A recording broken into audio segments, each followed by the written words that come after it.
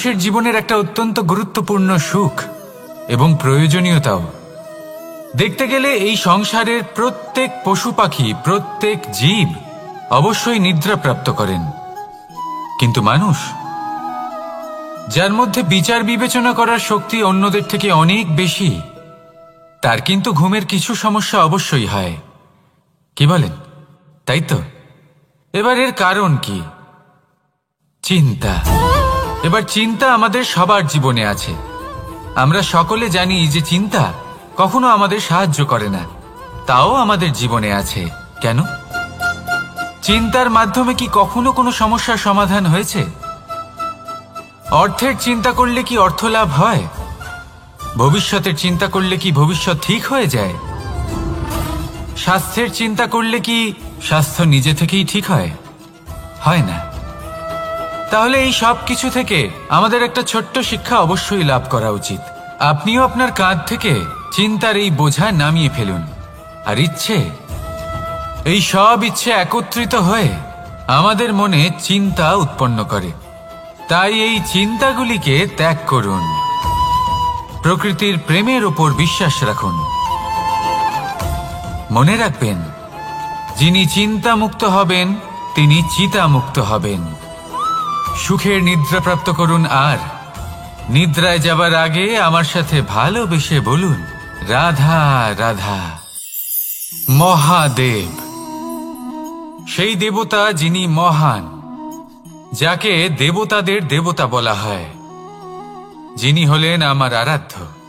কখনো আপনার মনে এই প্রশ্ন এসেছে যে শিবকেই কেন মহাদেব বলা হয়, অন্য কোনো দেবতাকে কেন বলা হয় না? সেই কারণ মহাদেবের মধ্যে, ওনার মধ্যে এমন এক বিশেষ গুণ রয়েছে যা অন্য কারণ নেই। তা হলো নিঃস্বার্থ হয়ে মানুষের সেবা করা। যদি প্রয়োজন পড়ে, যদি সৃষ্টির পথে বিনাশের কালো মেঘ ছেয়ে থাকে, তখন নিজের প্রাণের চিন্তা না করে হলাহল পান করার জন্য প্রস্তুত থাকেন মহাদেব। আর এই অদ্বিতীয় ত্যাগের জন্যই শিবকে মহাদেব বলে ডাকা হয়। এবার যদি কোনো মানুষও নিঃস্বার্থ ভাবনার দ্বারা নিজেকে অর্পণ করে দেয় এই জগতের কল্যাণের জন্য, মানুষের সেবার জন্য, তাহলে তিনিও মহাপুরুষ, মহামানব হতে পারেন।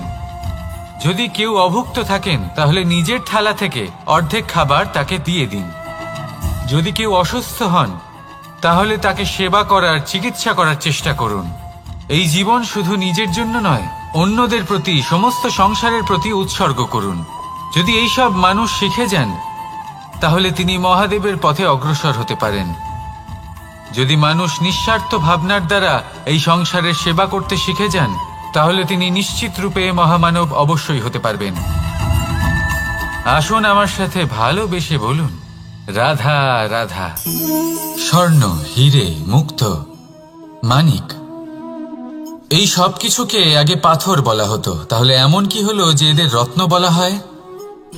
আর রত্ন তা বাস্তবে আসলে কি? এটা হলো সেই পাথর যাকে আগে আগুনের তাপ সহ্য করতে হয়েছে, পরখ করা হয়েছে, যাচাই করা হয়েছে, এদের কাটার চেষ্টা করা হয়েছে, কিন্তু তারা কখনোই নষ্ট হয়নি, বরং তারা আরো উদ্ভাসিত হয়েছে, আরো উজ্জ্বল হয়েছে, এই সংসারে আরো প্রকাশ ছড়িয়ে দিয়েছে।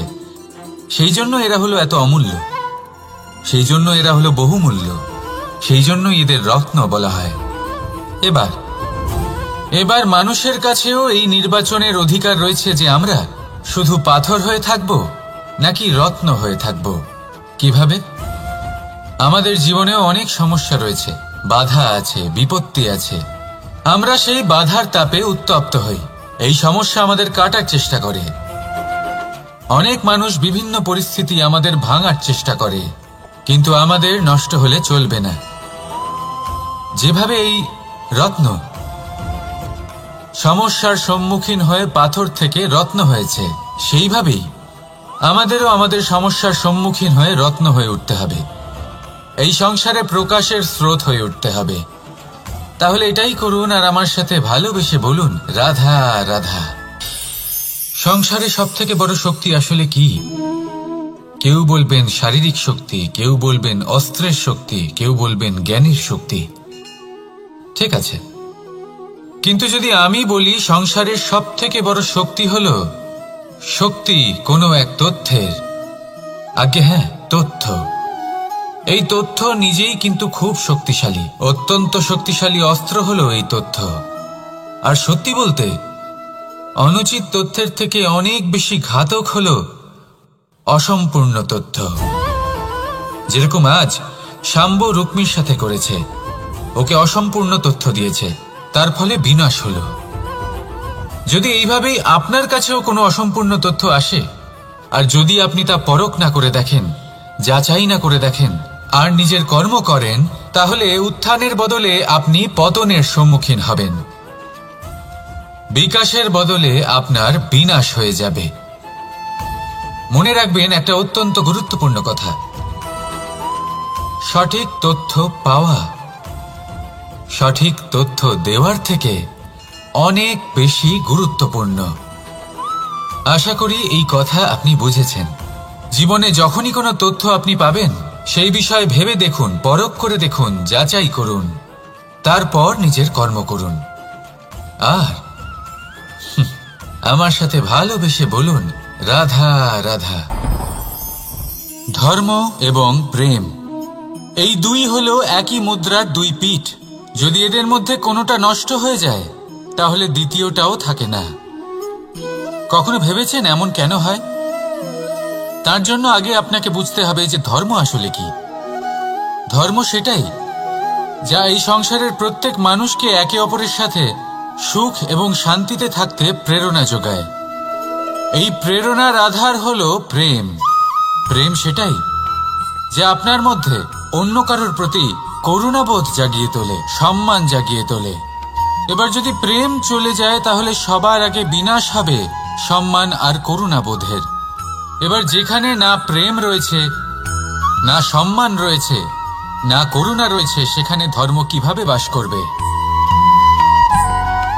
অশুভ ইচ্ছে জাগ্রত হয়ে ওঠে, ক্রোধ জাগ্রত হয়ে ওঠে, অহংকার জাগ্রত হয়ে ওঠে, আর তারপর আরম্ভ হয় অধর্মের।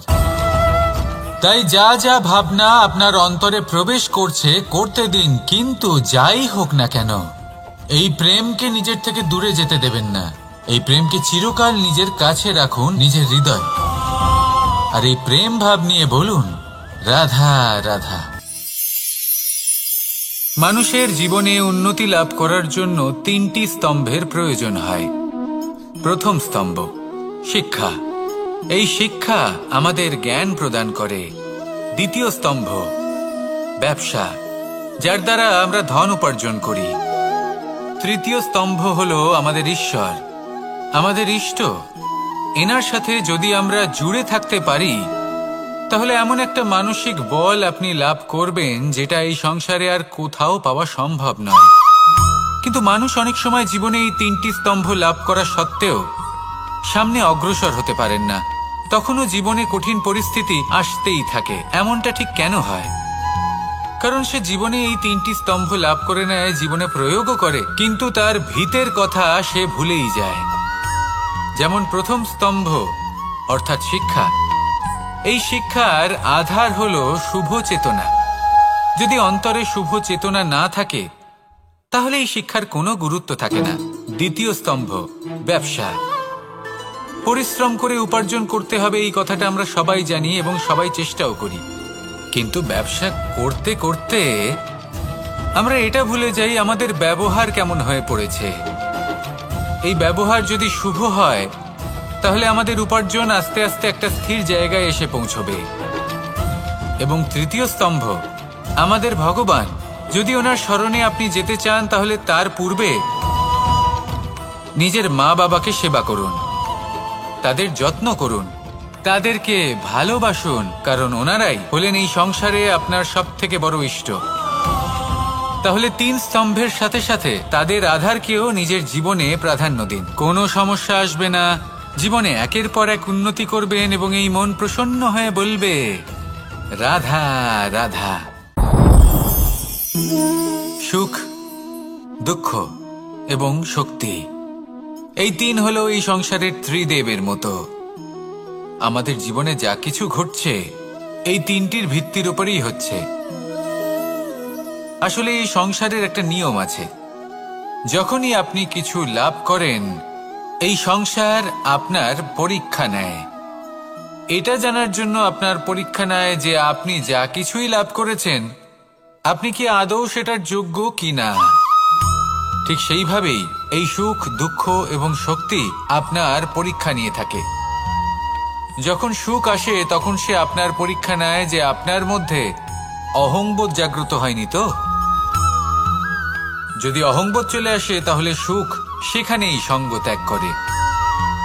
দুঃখ আপনার ধৈর্যের পরীক্ষা নিতে থাকে, আর যদি আপনার মধ্যে ধৈর্য না থাকে তাহলে এটা আপনাকে আরো বেশি দুঃখের গভীর অন্ধকারে ঠেলে দেবে। সেখানে শক্তি পরীক্ষা নেয় আপনার বিনম্রতার।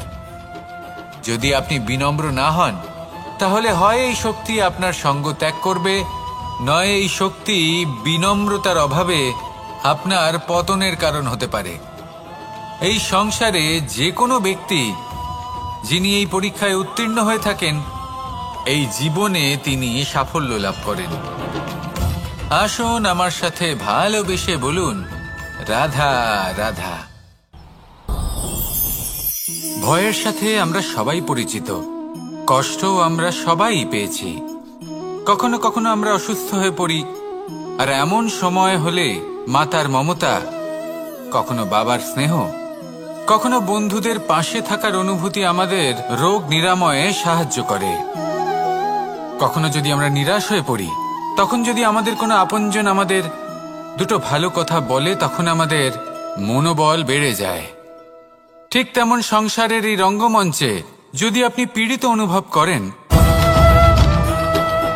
কিছু শুভ কথা আলোচনা করুন, কিছু স্তুতি গান করুন, কিছু মুহূর্তের জন্য হলেও নিজের ইষ্টদেবের কথা স্মরণ করুন আর প্রার্থনা করুন।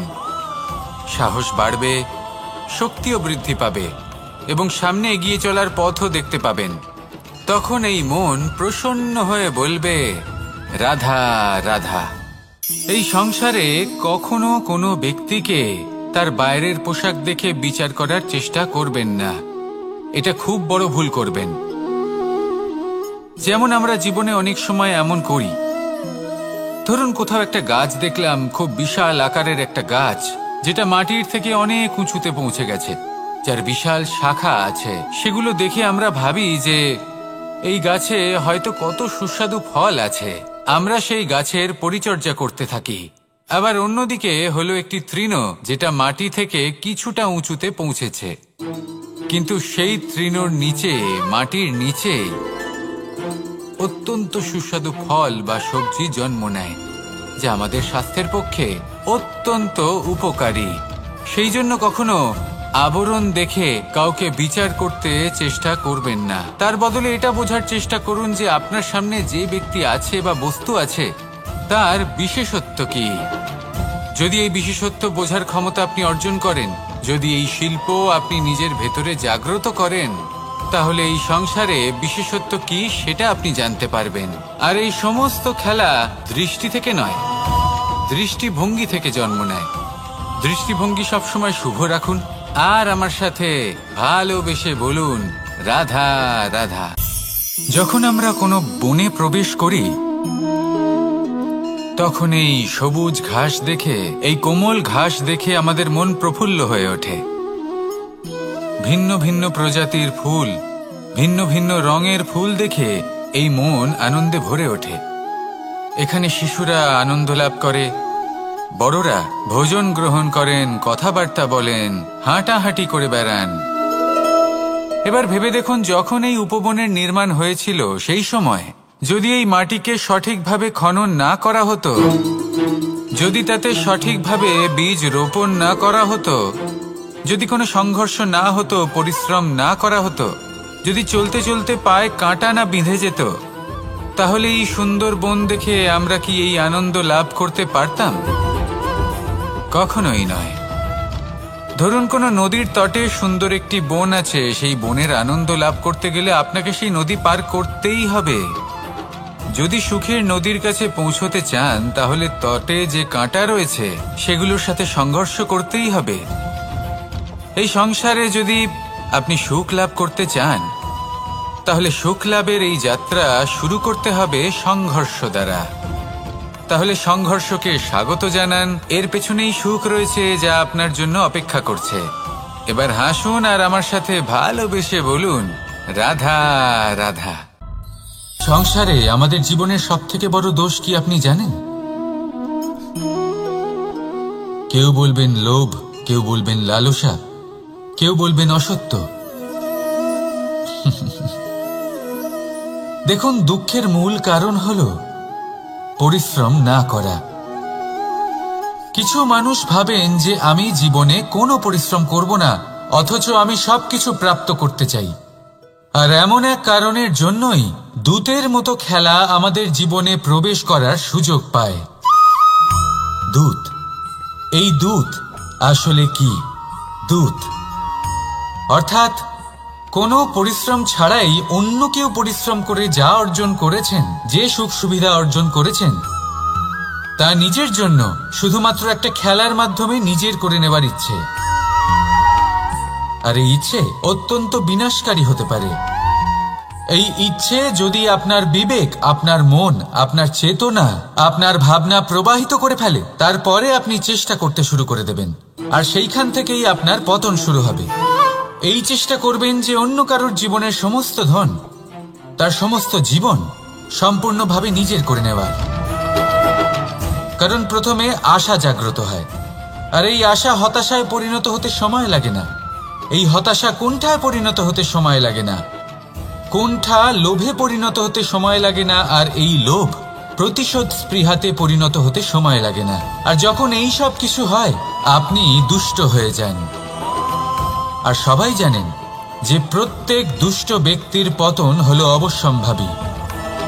তাই নিজেকে দূতের থেকে দূরে রাখুন আর পরিশ্রমকে নিজের কাছে টেনে নিন। জীবনে আপনার যা যা স্বপ্ন রয়েছে, যা আপনি করতে চান, শুধুই পরিশ্রম দ্বারা অর্জন করুন। তাহলে তাই করুন আর আমার সাথে ভালোবেসে বলুন, রাধা রাধা। জীবনে কিছু শেখা অত্যন্ত গুরুত্বপূর্ণ।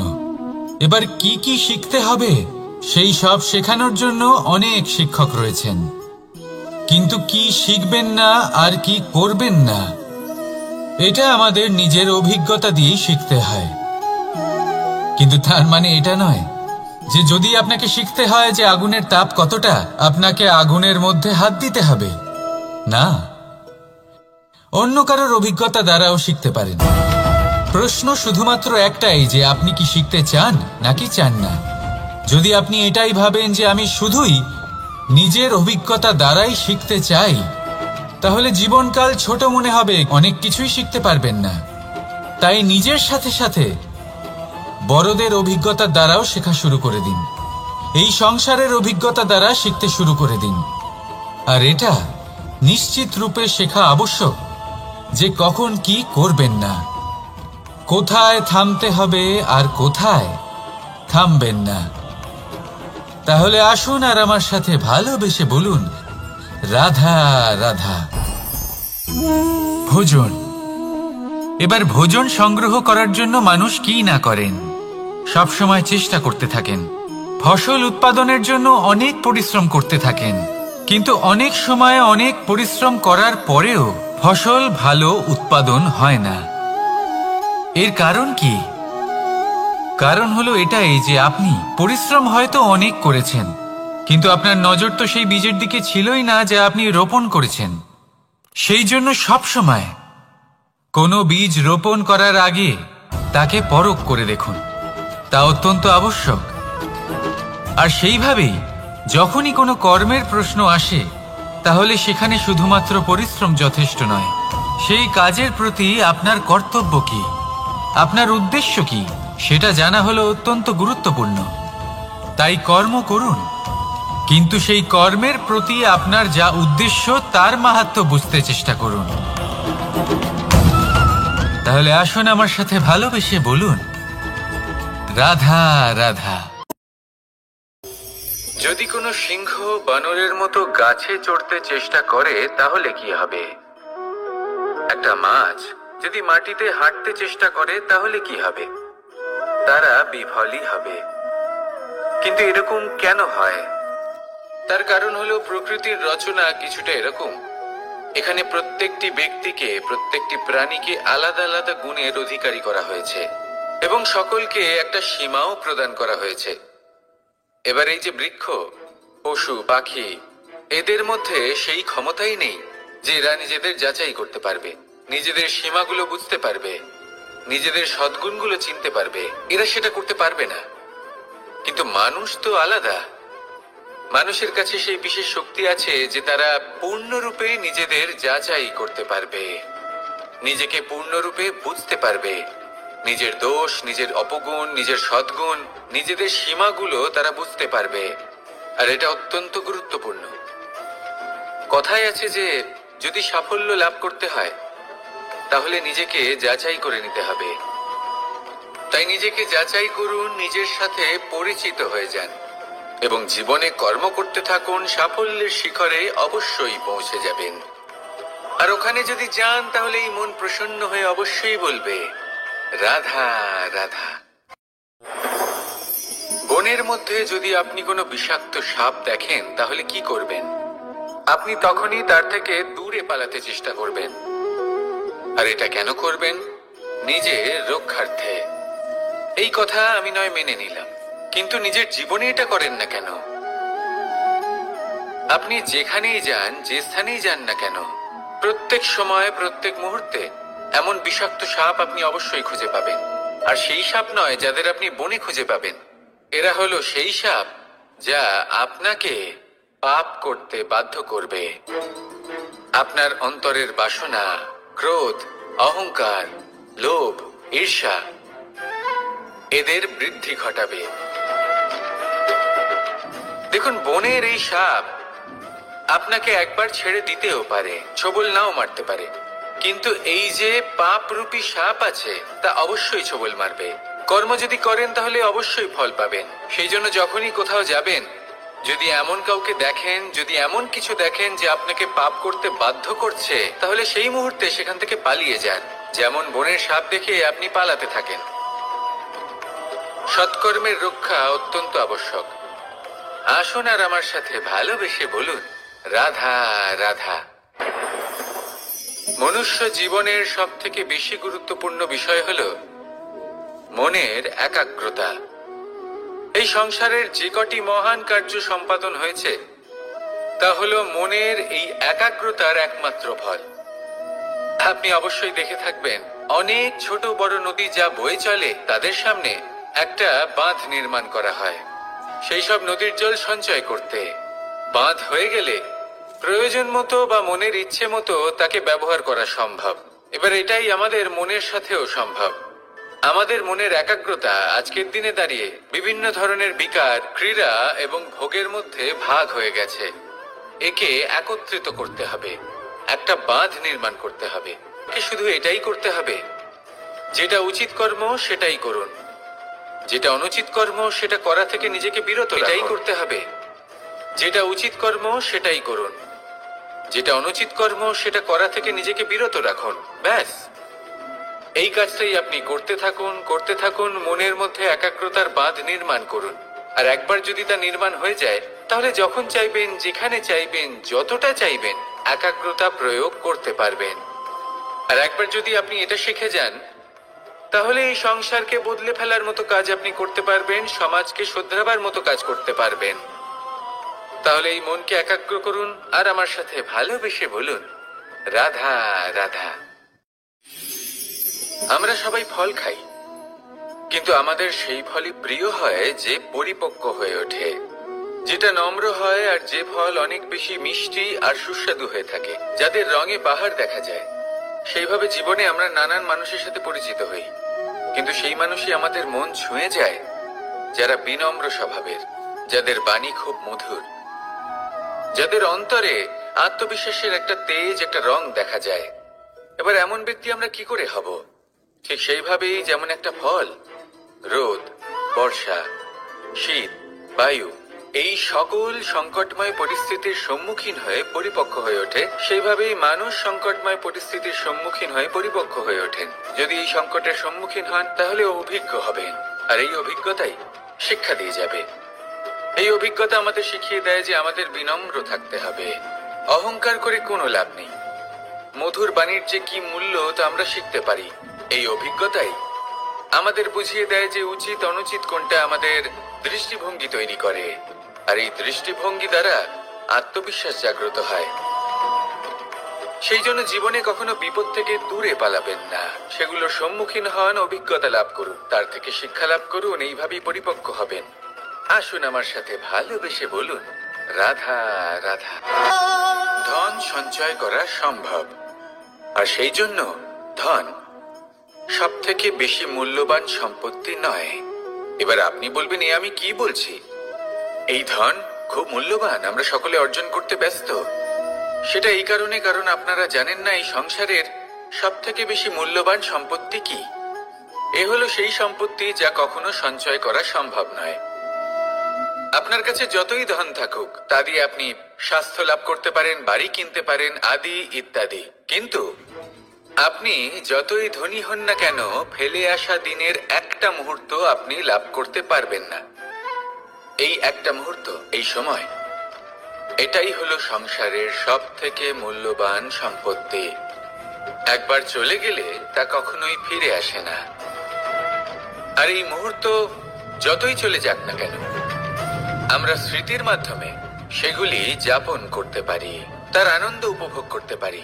আর যার সাথে আমরা সময় অতিবাহিত করেছি তার স্মৃতিতে আমরা চিরকাল জীবিত থাকতে পারি। সেই জন্য সময় সব থেকে মূল্যবান সম্পত্তি, তাকে এইভাবে নষ্ট করবেন না। প্রত্যেকটা মুহূর্ত উপভোগ করুন, আনন্দ করুন, আর ভালোবেসে বলুন, রাধা রাধা। কনক, কি সুন্দর একটা শব্দ। এর অনেকগুলো রূপ রয়েছে, অনেকগুলো অর্থও রয়েছে। প্রথম অর্থ হলো স্বর্ণ, অর্থাৎ সম্পত্তি। দ্বিতীয় অর্থ ধুতুরা, অর্থাৎ গাছের ছোট একটা বীজ, যা কিনা অত্যন্ত শক্তিশালী হয়। যদি বেশি মাত্রায় এর প্রয়োগ করা হয় তাহলে এটা বিষময় হয়ে উঠতে পারে। এই হলো সেই ধুতুরা যার প্রয়োগ মহাদেবের পুজোতে করা হয়। এবার প্রশ্ন হলো এটাই যে এই স্বর্ণ এবং এই ধুতুরার মধ্যে মিল কি রয়েছে। মিল হলো এটাই যে এই দুটোই মানুষকে মত্ত করে তোলে। ধুতুরা মানুষকে তখন মত্ত করে যখন তাকে সেবন করা হয়, কিন্তু স্বর্ণ, ধন, সম্পত্তি, মানুষ সেটা যতটাই অর্জন করে নেয় সেটাই যথেষ্ট। এই স্বর্ণ মানুষের ভাবনা চিন্তা করার ক্ষমতাকে বশ করে ফেলে। মানুষ সম্পত্তির লোভে মত্ত হয়ে ওঠে, কারণ যে যত চমৎকারী, যতটা অমূল্য হয় তাকে সামলানো কিন্তু ততটাই কঠিন, তাই না? তাই মনে রাখবেন, ধন, স্বর্ণ, সম্পত্তি এগুলো ধুতুরার থেকেও অনেক বেশি বিষাক্ত হতে পারে। তাই এর ওপর আত্মসংযমের একটা কবচ পরিয়ে রাখবেন এবং বিবেকের শক্তির সাথে এগুলো প্রয়োগ করুন, তবেই কল্যাণ হবে। আসুন আমার সাথে ভালোবেসে বলুন, রাধা রাধা। রোগ যদি এসে থাকে তাহলে তার ওষুধও অবশ্যই আসে। সমস্যা যদি আসে তাহলে সেই সমস্যার সমাধানও নিজে থেকেই আমাদের কাছে চলেই আসে। এই সংসার, এই জীবনের শুধুমাত্র একটাই নিয়ম আছে, আর তা হলো এটাই, এই সংসার হলো একটা চক্রের মতো। এতে শাশ্বত বলে কিছু নেই, নিত্য বলে কিছু নেই, আর যা কিছুই রয়েছে সব বদলাতে চলেছে। যদি আপনার জীবনে দুঃখ থাকে, সমস্যা থাকে, যদি আপনি বিপদ দ্বারা আচ্ছন্ন, তাহলে মনে রাখবেন সবকিছু বদলে যেতে চলেছে। দুঃখের সময় কাঁদবেন না, মনকে আরো দুঃখী করে তুলবেন না, কারণ এখানে যা কিছুই এসেছে তা যাওয়ার জন্যই এসেছে। তাহলে এত চিন্তা কিসের? আনন্দ সহকারে জীবন যাপন করুন, আর আমার সাথে ভালোবেসে বলুন, রাধা রাধা। মানুষের জীবনে তিনটি গুণ অত্যন্ত প্রয়োজনীয়: শ্রদ্ধা, বিনম্রতা, যোগ্যতা। যদি জ্ঞান লাভ করতে চান তাহলে শ্রদ্ধার প্রয়োজন, যদি মান লাভ করতে চান তাহলে স্বভাবে বিনম্র হওয়া প্রয়োজন, আর যদি মনোবাঞ্ছিত স্থান লাভ করতে চান তাহলে যোগ্যতার প্রয়োজন। বিষয়টা সহজ। শ্রদ্ধা আপনাকে জ্ঞান দেবে, নম্রতা আপনাকে মান, আর যোগ্যতা উচিত স্থান দেবে। কিন্তু যদি আপনি এই তিনটি গুণ সম্মিলিত করেন তাহলে এমন কিছু লাভ করবেন যা এই সব কিছুর থেকে অনেক ঊর্ধ্বে: সম্মান। আর এ হলো সেই সম্মান যা প্রত্যেক মানুষের নিজের জীবনে লাভ করতে চেষ্টা করা উচিত।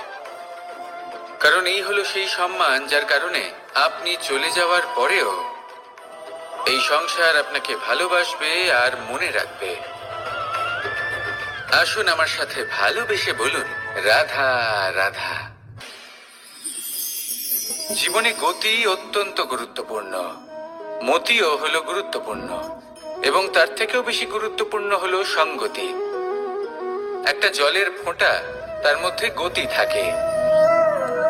প্রকৃতির মধ্যে তা লাভ করার ইচ্ছে নিহিত থাকে, কিন্তু এই যে সঙ্গতি তা নির্ধারিত করে যে এই জলের ফোঁটা ঝিনুকের মুখে পড়ে মুক্ততে পরিণত হবে নাকি বিষাক্ত সাপের মুখে পড়ে বিষে পরিণত হবে।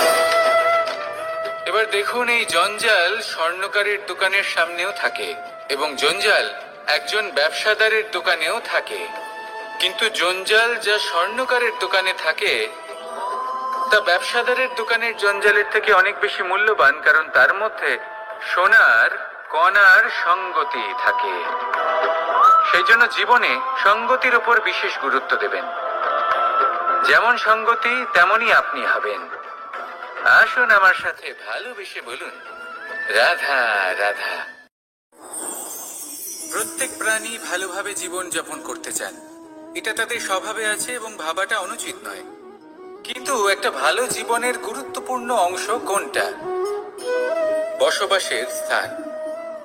সেই স্থান যেখানে আমরা জীবন অতিবাহিত করি। এবার মানুষ ভাবতে পারেন যে একটা ভালো বাসস্থানের অর্থ কি? সেই স্থান যেখানে সহজে জল পাওয়া যায়, যেখানে শুদ্ধ বায়ু পাওয়া যায়, যেখানে আনাজ উৎপন্ন হয়। এটা জীবনযাপনের জন্য পর্যাপ্ত বটে, কিন্তু ভালো জীবনযাপনের জন্য আরো একটা কথা আপনাকে বুঝতে হবে। সাধু, জ্ঞানী, পণ্ডিত ব্যক্তি, এই সকল মহাপুরুষ, এনাদের যে বাসস্থান তা অত্যন্ত বিশেষ হয়। এখানে এক ধরনের বিশেষ ইতিবাচক শক্তি থাকে, এমন একটা স্থান যেখানে দেবতারাও বিচরণ করেন। জীবন আমরা সবাই যাপন করি, কিন্তু জীবনের উদ্দেশ্য শুধুমাত্র জীবন যাপন করা নয়। জীবনের উদ্দেশ্য হলো মুক্তি লাভ করা। আর এই সকল সাধু, জ্ঞানী, পণ্ডিত ব্যক্তি, এই সকল মহাপুরুষ আপনাকে মুক্তির পথে নিয়ে যেতে পারেন, কারণ এরা হলেন সেই মহাপুরুষ যারা নিজেদের অন্তরের বিকার, অহংকার, ক্রোধ, বিদ্বেষ এই সকল দোষগুলিকে ত্যাগ করেছেন, এদের ওপর বিজয় লাভ করেছেন। এমনই একজন ব্যক্তি আপনাকে মুক্তির পথে নিয়ে যেতে পারে। প্রয়োজন হলো শুধুই এনাদের চিনতে পারা, এদের কথা বুঝতে পারা এবং এদের দেখানো পথে চলা। যদি আপনি এটা করতে পারেন তাহলে এই মন প্রফুল্ল হয়ে বলবে, রাধা রাধা।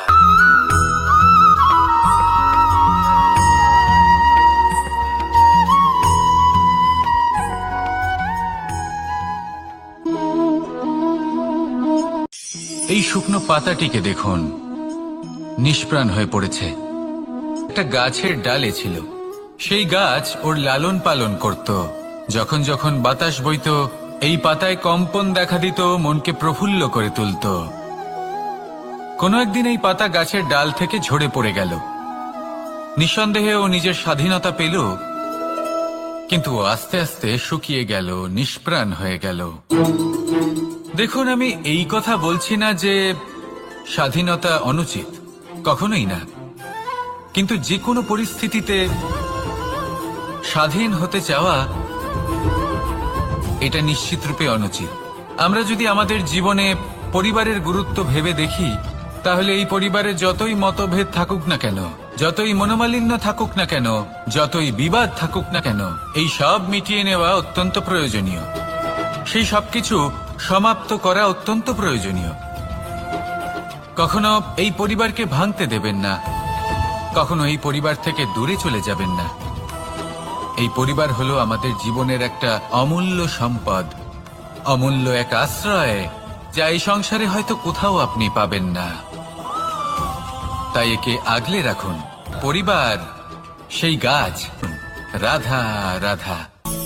অনেক সময় আমরা জীবনে অনেক মানুষকে এমন বলতে শুনে থাকি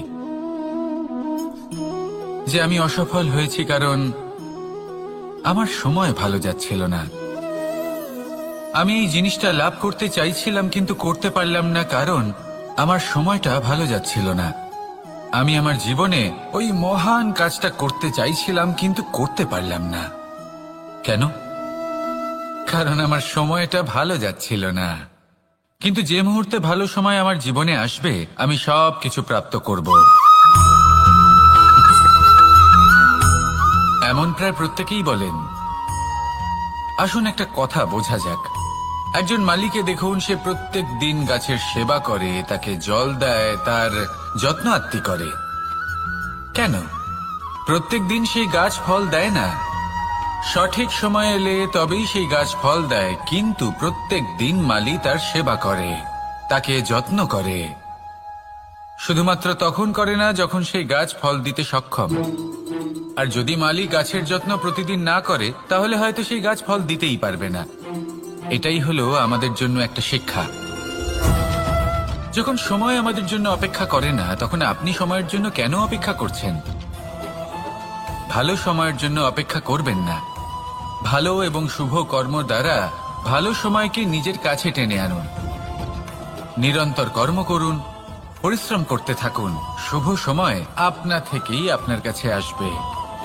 আসুন আমার সাথে ভালোবেসে বলুন, রাধা রাধা। একে বালি বলুন, মাটি বলুন বা ধুলো বলুন, এ দিয়ে কত কিছু করা সম্ভব। এ দিয়ে আপনি নিজের বাসস্থান নির্মাণ করতে পারেন, প্রাচীর গড়ে তুলতে পারেন, অট্টালিকা নির্মাণ করতে পারেন। কিন্তু যদি এই বালিকে আপনি মুষ্টিবদ্ধ করে রাখতে চান, তাহলে তা হাত থেকে ফসকে যাবে। আপনি কখনোই একে মুষ্টিবদ্ধ করতে পারবেন না। এরকমই হয় আমাদের জীবন, আর এরকমই হয় সময়। এই মুষ্টিবদ্ধ করা বালির মতো। সময়কে আমরা বাধা দিতে পারবো না, আটকেও রাখতে পারবো না। এ হলো প্রবাহমান। জন্ম থেকে মৃত্যু পর্যন্ত এই যে সময়, তা খুবই সীমিত। আর এই সময় আমরা যেটাই করি তার দ্বারাই আমাদের মূল্য নির্ধারিত হয়। আর এই সংসার থেকে চলে যাওয়ার পরেও এই সংসার এই সব কর্মের জন্যই আমাদের মনে রাখে। তাই যদি আপনি এটা ভাবেন যে আজ যে কর্ম করার ছিল আমি না হয় কাল করে নেব, কাল আমার লক্ষ্যে পৌঁছানোর কথা ছিল আমি পরশু পৌঁছব, না, এই সময় খুব মূল্যবান, একে নষ্ট করবেন না। এই সময়কে সদ্ব্যবহার করুন, মহান হবার পথে অগ্রসর হন। একে যদি মুষ্টিবদ্ধ করে রাখার চেষ্টা করেন, এই সময় থেমে থাকবে না। আসুন আমার সাথে ভালোবেসে বলুন, রাধা রাধা।